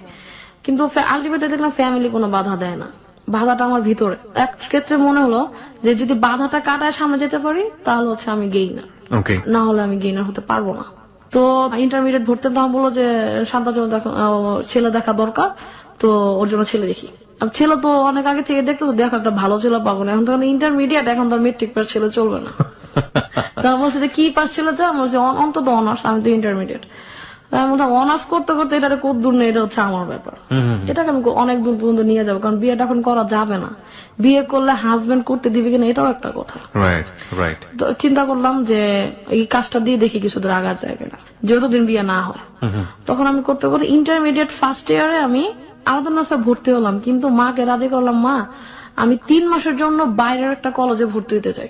আচ্ছা, বাইরের কোন কলেজ? আমি বাইরের একটা কলেজে ভর্তি হবো, আমি 3 মাস পরে আবার আলাদা নাস্তা চলে আসবো। এটা অ্যাপ্লিকেশনের মাধ্যমে করা যায়। তো মা বললো যে 3 মাস না, তোমাকে আমি 6 মাস সুযোগ দেবো, তুমি বাইরের একটি কলেজে পড়ো। কেন 6 মাস?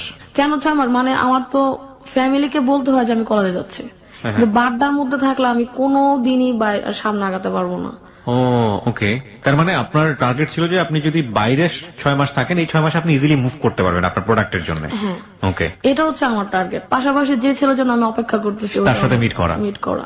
আমার মাথায় অনেকগুলো টেনশন, যে মাকেও ম্যানেজ করা, বাবাকে ম্যানেজ করা, ফ্যামিলিকে ম্যানেজ করা, পাশাপাশি ওই ছেলে এবং আমার ক্যারিয়ার। তখন আমি বলছি আমার টার্গেট ছিল একটা, যে আমার ক্যারিয়ার ডেভেলপ করতে হবে, আমি এই দুস্থদের নিয়ে কাজ করব, এই গরিবদের নিয়ে আমি কাজ করব। তখন আমি বিজ্ঞান কলেজে ভর্তি হলাম। তো ভর্তি হওয়ার পরে গেল 1 মাস কোন রকম। সেকেন্ড মাসে আমার ফ্রেন্ড ছিল কিছু, এই কলেজের বিজ্ঞান কলেজে কিছু ফ্রেন্ড তৈরি হলো। ফ্রেন্ডের মধ্যে একটা ফ্রেন্ড যে রিয়েল ফ্রেন্ড হিসেবে বেরোয় আসলো, ওর নাম হচ্ছে সৌরভ চৌধুরী জুয়েল। তো ও বললো যে তুই তখন আমি ওয়াফি হিসেবে পরিচিত সবার কাছে, ওয়াফি তুই কি করতে চাস? তখন আমি বললাম যে দোস্ত আমার তো এরকমের কিছু চিন্তা ভাবনা আছে, আমি এই জন্যই বাইরে বের হয়েছি, যে আমি কিছু করতে পারি কিনা। বাসায় যেতাম, কলেজ শেষ করে বাসায় যেতাম, কিন্তু ওইটুক সময় আমার কাজটা করা লাগতো, পড়াশোনার পাশাপাশি কাজ। তখন আমি আমার ফ্রেন্ড বললো যে তুই আজ যেদিন একটা জায়গায় প্রোডাক্ট দিতেছিস, দোস্ত আমি আরেক জায়গায় যাবো, কিন্তু ওই জায়গায় কেউ সাথে নিয়ে যেতে হবে। তখন বলছে আমি তোর সাপোর্ট দিব। তখন ও বললো যে চল যাই। তখন আমি প্রোডাক্ট নিয়ে আসলাম, আমার প্রোডাক্ট নিয়ে আমি ওই জায়গায় গেলাম। কোথায় সেটা? সেটা হচ্ছে আজিজি নিচতলা একটা দোকান। এটা হচ্ছে তখন প্রথম ক্রাফট আইটেম ওরা তৈরি করে। আচ্ছা, একদম পুরো দোকানটা কোনো কাপড় চোপড় না, শুধু ক্রাফট আইটেম। ওকে, তো ওখানে গেলাম। ওখানে যাওয়ার পর ওরা আমাকে অর্ডার দিল যে আপনার কাজ পছন্দ, আমরা এই ধরনের কাজ চাচ্ছি, আপনি আমাকে কাজ দেন। তখন আপনি হাতের কি কাজ করেন? শুধু কার্ডই তৈরি করেন? আমি তখন হ্যান্ডমেড পেপারের কার্ড তৈরি করি এবং একটা অ্যালবাম তৈরি করে ফার্স্ট ওই যে দোকানে আমি যাই আজ ওই দোকানে নিয়ে যাই অ্যালবাম। মানে আপনি এটা নিজে থেকেই তৈরি করলেন? নিজে থেকেই ক্রিয়েট করে তৈরি করলাম, যে দেখি মানে সবাই তো ছবির অ্যালবাম বানায়, আমি একটা বানাই। কি দিয়ে আপনি ছবির অ্যালবাম বানালেন? ছবির অ্যালবাম বানালাম হ্যান্ডমেড পেপারের কাগজ দিয়ে। হ্যান্ডমেড পেপারটা কোথা থেকে আসে? হ্যান্ডমেড পেপারটা আমি তখন কিনে আনতাম, সোর্স নামে একটা জায়গা আছে, সোর্স আসাদ গেটে। এগুলো তো আপনি তখন কোথাও শিখে নেন নিজের আইডিয়া, নিজের ক্রিয়েটিভিটি দিয়ে? ওই যে আমার ইচ্ছা কিছু একটা করবো জীবনে। ওকে, প্রিয় শ্রোতা, আমরা এই জায়গাটায় ছোট্ট একটা বিরতি নিতে চাই এবং আপনাদেরকে বিশেষ কিছু ছবি আমরা দেখাতে চাই। যে সময়কার গল্প উনি বলছেন, উনি তখন ইন্টারমিডিয়েটে পড়েন, ক্লাস 9 থেকে শুরু করেছেন। নিজস্ব কিছু চিন্তা ভাবনা দিয়ে উনি হ্যান্ডমেড কিছু প্রোডাক্ট তৈরি করছেন নিজের ক্যারিয়ার তৈরি করার জন্য, প্লাস ফ্যামিলিকে কন্ট্রিবিউট করার জন্য এবং একই সাথে নিজেকে ব্যস্ত রাখার জন্য। সেই সময়কার কিছু প্রোডাক্টের ছবি আমরা আমাদের ফেসবুকে দিয়ে দিচ্ছি। আপনারা যদি দেখতে চান, যেগুলো সম্পূর্ণই তার নিজস্ব ক্রিয়েশন, আপনারা এসে দেখতে পারেন। এবং এগুলো সেল হতো, এগুলো তার ক্যারিয়ারের বিল্ড আপ হওয়ার একেবারে ইনিশিয়াল স্টেজের কাজ, এবং এগুলো পরবর্তীতে তাকে কোথায় নিয়ে গেছে সে গল্পে আমরা আসবো। কি হলো? ওই দোকানে গেলেন প্রোডাক্ট নেওয়ার জন্য? প্রোডাক্ট নিলাম এবং কিছু অর্ডার আসলো। আচ্ছা, এবং আমার ফ্রেন্ড মানে আজই যে খুব যাওয়া আসা ছিল, ওই দোকানের অ্যাড্রেসটা আমাকে বলে যে ওর মাধ্যমে এই প্রোডাক্টের অর্ডারটা পাওয়া। তারপর হচ্ছে যে অর্ডার পেলাম এবং আমার ফ্রেন্ড তখন ও বেস্ট ফ্রেন্ড হয়ে গেলাম। যে আমার কোনো ফ্রেন্ড নাই, ওই যে ভাইয়াদের সাথে খেলা করি, ফ্রেন্ড হয় নাই এই কারণে যে ফ্রেন্ডদের সাথে আড্ডা দেওয়ার সময় নেই, সবসময় কাজ নিয়ে থাকতাম, সবসময় কাজ এবং সবসময় বিজি থাকতাম। তো ওই ফ্রেন্ড আমাকে বলতো যে তুই বিজি থাক, আমিও ব্যস্ত মানুষই কিন্তু অ্যাকচুয়ালি মিলে ভালো সম্পর্ক তৈরি হয়। তখন আমার ওই ছেলের সাথে দেখা, আবার ওই যে আমি খুঁজে বের করলাম আমার ফ্রেন্ডকে নিয়ে, তখন স্কুলের ফ্রেন্ডকে নিয়ে খুঁজে বের করছি, নাসরিন নামে একটা ফ্রেন্ড আমার, ওকে নিয়ে খুঁজে বের করার পরে তখন জুয়েলের সাথে আমার সম্পর্ক ভালো অনেক। তো আমি ছেলেকে খুঁজে বের করার পরে বললো যে তোমার সাথে আমার রিলেশন রাখা সম্ভব না, তারপর আমি তোমার সাথে যোগাযোগ করবো। আচ্ছা, ওই ছেলেটা বললো? এই ছেলেটা আমাকে বললো, আমার যে ফার্স্ট লাভ। তখন আমি বললাম যে তাহলেও গেছে, মানে হয়তো ওর সাথে আমার বিয়েটা হবে না। তখন আমি বিয়ের চিন্তা পরে, আর ওর রিলেশনটাও যদি থাকতো তাহলে আমি বিয়ে পর্যন্ত নিয়ে যেতে পারতাম বিষয়টা। তখন আমার ওই ছেলে আমার সাথে যোগাযোগ রাখেনি, কিন্তু ও ঠিকই খবর নিতে আমি কার সাথে মিশতেছি, কোথায় যাইতেছি, তখন ওর ভিতরে একটা সন্দেহ তৈরি হলো ওই ছেলেটার মধ্যে। হ্যাঁ, জুয়েলের সাথেও কেন মিশে? মানে আপনার যে ফ্রেন্ডের সঙ্গে আপনি মুভ করতেন। হ্যাঁ, আমার কথা হচ্ছে ও আমার রিয়েল ফ্রেন্ড। আমার ফ্রেন্ডের ব্যাপারে যদি কেউ নোংরামি চিন্তা করে তাহলে তো হবে না, সবাই তো নোংরা হয় না। ও আমাকে সরাসরি ফোন দিল একদিন, তখন বললো যে শান্তা তোমার সাথে যে ছেলের সাথে মিশো, ছেলেটা কে? বলছে আপনি কে? আমি ফোনের গলা শুনে বুঝতে পারছি যেহেতু তোমার সাথে রিলেশন ব্রেকআপ করে দিছে। তারপর আবার কেন ফোন দেয়? তখন বলছে আপনি কে? বলছে আমি পারভেজ, আপনি কেন আমাকে ফোন দেন? আপনার সাথে আমার রিলেশন নাই, এতদিন রিলেশন রাখার পর, এতদিন অপেক্ষা করার পর আপনার আমার প্রতি কোনো ফিলিংস তৈরি হয় না, তো আপনি আমার সাথে কেন ফোন দিচ্ছেন? আর ও হচ্ছে আমার ফ্রেন্ডকে নিয়ে নোংরা আমি চিন্তা করবেন না প্লিজ। তখন ও বললো যে না তুমি সাথে মিশবা না। আমি বলছি কেন? আপনি আমার পার্সোনাল ভাবে ইন্টারফেয়ার করার কে? অনেক আগে এটা ক্লোজ হয়ে গেছে। মানে আমি কষ্টে নিয়ে বলতেছিলাম বিষয়টা, যে আমার কোনো খোঁজ খবর রাখতে চায় না সে কেন আবার আমার কাছে ফেরত আসলো। তখন বলতেছে যে আমি তোমার কাছে তো বলছি ফেরত আসবো। আমি তখন তো আমার নাও সময় থাকতে পারে আপনার দিকে তাকানো। তো ওর বললাম যে আপনি আমার এই ব্যাপারে ইন্টারফেয়ার করেন না, আমার অনেক ফ্রেন্ড আছে, যদি সন্দেহ করেন আপনার সন্দেহ কিছু আমার কিছু যায় আসে না। তখন বলতেছে যে না তুমি ফ্রেন্ডের সাথে যোগাযোগ করবো না। তখন আমার কিছু আমি এমনি অনেক বিপদের মুখে আছে, তারপর আরেক বিপদ আরম্ভ করছে। সবসময় আমাকে ফলো করতো, দেখলাম যে আমাকে ফলো করতেছে। ফলো করার পর আমার ফ্রেন্ডে বললাম যে দোস্ত আমি আপাতত আমার তোর সাথে যতটুকু কাজ করার এগুলো আমি আমার আলোচনা আছে স্কুল এন্ড কলেজ, যেটা আমি যেখানে শুরু করছি ওখানে গিয়ে করবো। তখন আমার ফ্রেন্ডের সাথে আড্ডা তখন আমি আড্ডাটার মজা পাই যে আড্ডা আসলে কি, একটা মানুষের মগজকে স্বস্তি দেওয়ার জন্য আড্ডা অনেক বেশি প্রয়োজন। তখন আমি আড্ডা এত বেশি তখন মিস করতাম ওদের, যে বেসিক্যালি লাইফটা আমার ওইখানেই, বিজ্ঞান কলেজ ওইটাই আমার, আমি মানি যেটা। আর বাড্ডা আলোচনা আছে, আমি কলেজে ঠিকই পড়াশোনা করতাম কিন্তু আড্ডাটা ওইখানে গিয়ে মারা হতো। দেখা যায় যে ফ্রেন্ডরা জুয়েল বলছে তুই আয়, তখন ওর মাধ্যমে কিছু প্রোডাক্ট দিই, ওই যে দোকানে আমি প্রোডাক্ট নিই 30,000 টাকার অর্ডার পেলাম। তখনও কি আপনি নিজেই করতেন নাকি কিছু লোকজন নিয়ে নিয়েছেন? তখন আমি আমার মায়ের পাশে মাকে বললাম যে মা যেহেতু এখন 30,000 টাকার অর্ডার, আমার লোক লাগবে অন্তত 2 জন। সাথে সাথে আমার ভাই বললো যে আব্বু তোর লোকরা এখন টাকা দেওয়ার সময় আসে নাই, ওয়ার্কার পালার সময় এখন আসে নাই, আমি তোর সাথে কাজ করবো। আপনার ছোট ভাই? আমার ছোট ভাই আমাকে সাপোর্ট দিল এবং ও দেখলাম ওর ফ্রেন্ড নিয়ে আমার সাথে কাজ করলো। এবং আমার যে ওয়ার্কার যারা কাজ করতে, যাদেরকে আমি কাজ শিখিয়েছি 6 জন, ওই 6 জনকে কাজ শিখেছি। ওরা বললো যে তুমি আমরা পারি না, তুমি শিখাই দিবা। এখন তো এত আস্তে আস্তে ওয়ার্ডার বড়র দিকে যাইতেছে, তুমি এখন যদি আমার না শিখাও তাহলে তুমি এত কাজ কিভাবে দিবা? তাহলে আমি ওদেরকে কিছু কাজ দিলাম, আমরা সবাই মিলে কাজটা তুলে নিয়ে আসলাম। যেটা সময় পেয়েছিলাম 14 দিন, ওটা আমরা তুলে গেলাম 10 দিনে। 10 দিনে দিয়ে আমি আবার পেমেন্ট নিয়ে আবার সবাইকে দিয়ে দিলাম। দিয়ে দেওয়ার পরে জুয়েল আমাকে বললো, মার সাথে জুয়েলের সাথে ভালো সম্পর্ক ছিল, তো জুয়েল আমাকে একদিন বললো দোস্ত তুই এখন ইন্টারমিডিয়েট শেষ পর্যায়ে তুই এক কাজ কর, তুই ইন্টারমিডিয়েট পরীক্ষার পরে প্রাচ্যনাটে ভর্তি হ, থিয়েটার। ওইখানে হচ্ছে যে মানে থিয়েটার বেসিক্যালি কাজ করায় আর হচ্ছে লাইট ডিজাইনের কাজ করা। তুই ও হয়তো ফিল করছে যে আমার হয়তো থিয়েটারিক্যাল বা প্র্যাকটিক্যাল লাইফে আসা জরুরি অনেক। তোমরা বলে দোস্ত তোর প্র্যাকটিক্যাল থিয়েটার করা উচিত। তখন আমি বললাম থিয়েটার তো আমি খুবই অপরিচিত এই জায়গাটার সাথে, কারণ আমি সন্ধ্যা 6টার পরে বাইরে থাকতে পারতাম না। নাটকগুলো সব হতো সন্ধ্যা 7টা সাড়ে 7টায়। তখন আমি থিয়েটার দেখিও নাই কোনোদিন। তখন ও আমাকে জোর করে বললো দোস্ত তুই ফ্রেন্ডের কারো জন্মদিনের কথা বলে বাসা থেকে বেরো, তোর আমি কোনো নাটক দেখাই। অনেক কষ্টে ম্যানেজ করে মা প্লিজ আজকে আস্তে আস্তে 9টা বেজে যাবে, আমার ফ্রেন্ডের জন্মদিন, হ্যান ত্যান বলে আমি বাসা থেকে বেরোলাম। ইন্টারমিডিয়েট পরীক্ষা মাত্র দিয়েছি। তো আমাকে একটা নাটক দেখালো এবং যে থিয়েটারে আমি ভর্তি ওই থিয়েটারের নাটকটাই দেখালো, প্রাচ্যনাটে রাজা এবং অন্যান্য। এই নাটকটা আমাকে দেখালো, আমি খুব ইমপ্রেসড। আমি বললাম যে আমি থিয়েটারে ভর্তি হবই। তখন হচ্ছে ওই যে পথশ্রীদের স্কুলে পড়াতাম ওইখান দিয়ে একটা ট্রেনিং হলো, ওইখানে ট্রেনিং এ আমাকে 6,000 টাকা দিল 21 দিনে। 6,000 টাকা আমার কাছে আছে। তখন বলি স্কুলে ভর্তি হতে কত লাগে? বলছে 6,000। আমি বলছি 6,000 টাকা আমার কাছে আছে, আমি ভর্তি হবো। ব্যবসার টাকা তো এনে ওয়ার্কারদের দিয়ে ব্যবসার জন্য কিছু আলাদা জমাচ্ছি, মাকে দিচ্ছি, ওটার জন্য তো আলাদা। ব্যবসার টাকা তো আমি স্কুলিং এ লাগাবো না, এটা হচ্ছে আমার ওয়ান পার্ট অফ টাকা যেটা দিয়েছে আমি ট্রেনিং এর মাধ্যমে পেয়েছি। তো ওইখানে মাধ্যমে আমি থিয়েটারে ভর্তি হলাম। ভর্তি হওয়ার পরে স্কুলিং করলাম, মানে গ্রুপ কখনো মিস করতাম না। থিয়েটার স্কুলিং শেষ হয়েছে 6 মাস পরে। 6 মাস পরে যখন আমাদের লাস্ট শো হয়, ওটা হচ্ছে লাল শালু ছিল শো এর নাম। লাল শালুতে আমি হচ্ছে একটা মেইন ক্যারেক্টারে কাজ করি। তো এত বেশি রিসার্চ করে ক্যারেক্টারটা করেছি যাতে আমি মানে খুব তাড়াতাড়ি থিয়েটার ফেমাস হয়ে যাই। তো আমার ফেমাস বলতে হচ্ছে মানে সিনিয়রদের চোখে আসে, সিনিয়রদের চোখে। সিনিয়ররা বলো যে না এই মেয়ে স্কুলিং করছে, তখন আবার তারা মেম্বার নিত, স্কুলিং এর সবাইকে নিত না, বেছে বেছে মেম্বার কালেক্ট করতো। 5 জন কালেক্ট করলো, 5 জনের মধ্যে আমি হচ্ছে একজন। তখন আমি কালেক্ট করো, তখন আমি গ্রুপে যাতায়াত আরম্ভ করি। 2 বছর গ্রুপে, তখন হচ্ছে আমি ইন্টারমিডিয়েট শেষ, ব্যবসার পজিশন তখন ওই যে আস্তে আস্তে অর্ডার দিচ্ছি আর পাচ্ছি। যখন আমি গ্রুপে যাওয়া আসা আরম্ভ করলাম, গ্রুপের যে পাভেল ভাই, আজাদ আবুল কালাম, আমাদের মেইন যে আজাদ আবুল কালাম, কনক দাদ, কনক কার্তিকের গান আমরা শুনেছি অনেকবার। ওনারা আমাকে সাপোর্ট করলো যে তুমি দেখো যে কনক তো এখন কোন ব্যান্ডে যেন গায়, জলের গানে গায়, হ্যাঁ, রাহুল দা। তারপর হচ্ছে বললো যে তুমি দেখো যাত্রায় যেতে পারো কিনা, যাত্রায় প্রোডাক্ট গুলা খুব চাই, হ্যান্ডমেড পেপারের পণ্য তখন মাত্র বাজারে আসা আরম্ভ করছে। ওই আমি শুরু করছি, কিন্তু যারা যারা বড় বড় কোম্পানি আছে এরা বাইরে দেয় না, ওনারা হচ্ছে নিজেদের ব্র্যান্ড। আর আমি হচ্ছে ফার্স্ট যে হচ্ছে প্রোডাক্ট গুলো তৈরি করে লোকাল মার্কেটে ছাড়া আরম্ভ করি। প্রোডাক্ট গুলো ছাড়ার পাশাপাশি দেখা যাচ্ছে যে যাত্রায় প্রোডাক্ট দাও, আমি হচ্ছে যাত্রা অনেক দূরে, যাত্রার তখনই প্রোডাক্ট দিব যখন আমার আরেকটা, আমার ফ্রেন্ড তো আছেই সাপোর্ট হিসেবে, আমার আরেকটা মেন একটা সাপোর্ট যোগ হবে। কারণ আমার মা বাড়িতে সাপোর্ট দিচ্ছে, ফ্রেন্ড পাশে থেকে সাপোর্ট দিচ্ছে, ওর সাথে আমার দেখা হয় বছরে একবার, 6 মাসে একবার।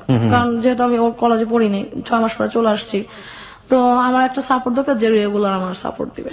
তখন আমি পাশাপাশি নাচ করতাম, নৃত্যাঞ্চলে আমি কিছুদিন কাজ করেছি। আমি অনেক বড় হয়ে নাচ শিখেছি। নৃত্যাঞ্চলে বেশ কিছু শো করেছি আমি। ওখানে আবার স্নাতা দিয়েছিল, যে হচ্ছে প্রাচ্যনাটেরই একজন মেম্বার। এখন হচ্ছে শতাব্দী ওয়াদুদ, যে এখন সিনেমা করছে, গেরিলার যে মেইন ভিলেন, উনি হচ্ছে ওনার ওয়াইফ স্নাতাদি। তো ওনার মাধ্যমে আমি আরো কিছু প্রোগ্রাম করলাম স্নাতাদির মাধ্যমে। তারপর হচ্ছে যে আমি আবার প্রাচ্যনাটে যাওয়া আসা করতাম, বিজনেস করতাম।